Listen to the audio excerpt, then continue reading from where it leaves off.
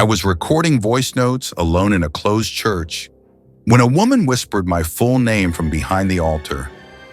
I need to tell this exactly how it happened, because even now my hands shake when I breathe too fast. This is not a legend.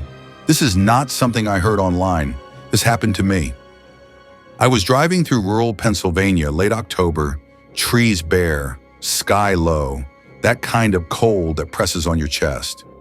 My phone lost signal, GPS froze, and I took a wrong turn, ending up on a narrow road with no lights.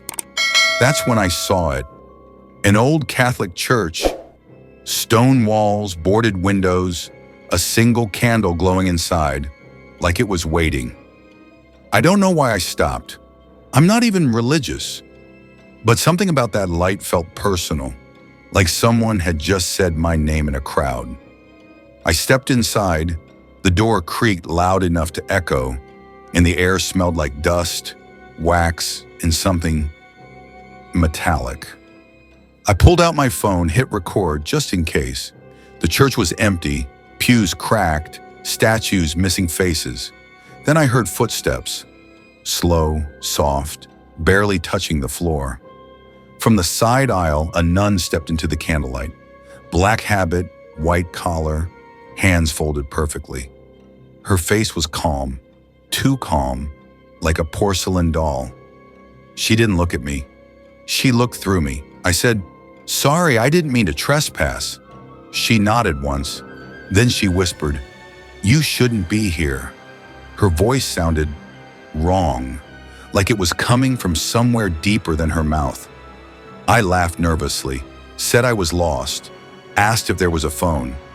She turned toward the altar, motioned for me to follow. Every instinct in my body screamed no, but my feet moved anyway. As we walked, I noticed something. Her feet never touched the ground. No footsteps, no sound, just hovering an inch above the stone. I stopped. She didn't. She reached the altar, placed her hand on it, and the candle went out. Darkness swallowed the room. My phone flashlight flicked on automatically, and that's when I saw it. The walls were covered in scratch marks, deep, frantic, like someone had tried to claw their way out. Names were carved into the stone, dozens of them, some crossed out, some not. Then the nun spoke again, right next to my ear. "I prayed for forgiveness," she whispered, "but forgiveness never came." I spun around. She was inches from my face. Her eyes were black, not dark brown, black like holes punched through her skull. My phone glitched, audio crackling, static screaming. She grabbed my wrist. Her hand was freezing, not cold, empty. I screamed. The church doors slammed shut.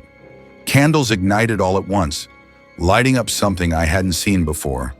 Behind the altar, a row of iron hooks, rusty, old, stained.